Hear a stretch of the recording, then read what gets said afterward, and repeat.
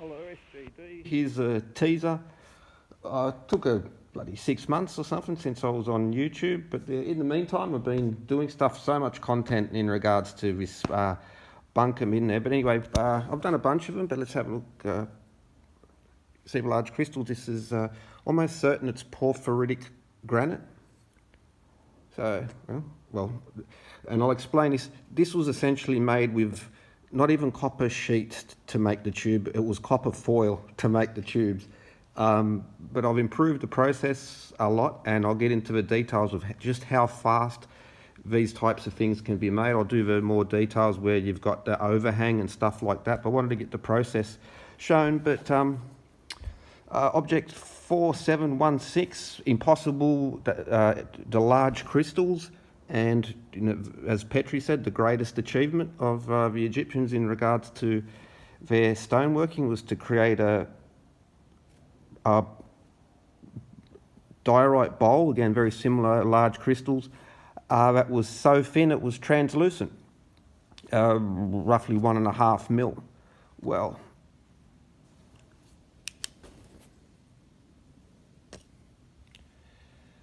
having drilled in the past, I know that only in the last 2 mil will the granite become translucent. And I'll show examples of that. Again, this can be repeated, and we'll do it in daylight as well, so you can see how good it comes through. But I know this new vase thing which has come out, we'll get to that, but we'll go through the other stuff first, because well, what about this? Well, let's go through it one by one. Look, so with a large heavy copper drill, and I can get down to and create this and keep it. So notice that another thing we'll get into is the feldspar orthoclase, how it's cut deeper. This is another thing that Petrie mentioned and is used by the lost ancient high technologists. So we can demonstrate all of this. We'll show all of the things one by one, but yeah, we'll go through this. Apparently expert engineers and master carvers, they must have had you can't do this and you need machines or whatever. I'll explain the so this one, I'm going to probably have to spend about another hour to get a nicer polish on this side. So all up will probably be about 15 hours. I wasted about 3 hours of that. With better process, I could reduce that 12 hours by 25%. And because you do it in stages, okay, let's do it on the other side.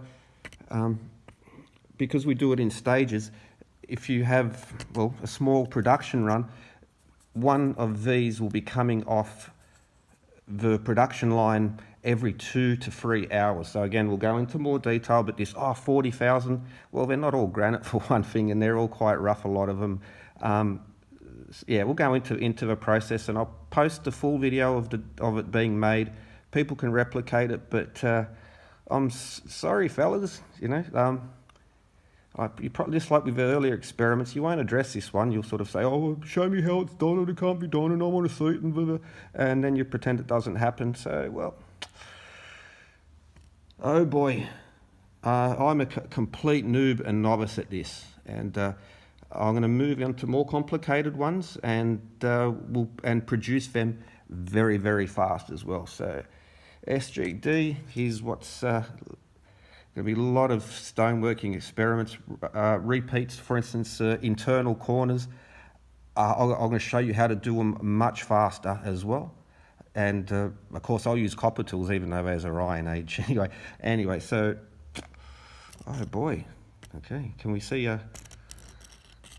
Oh, you're in trouble.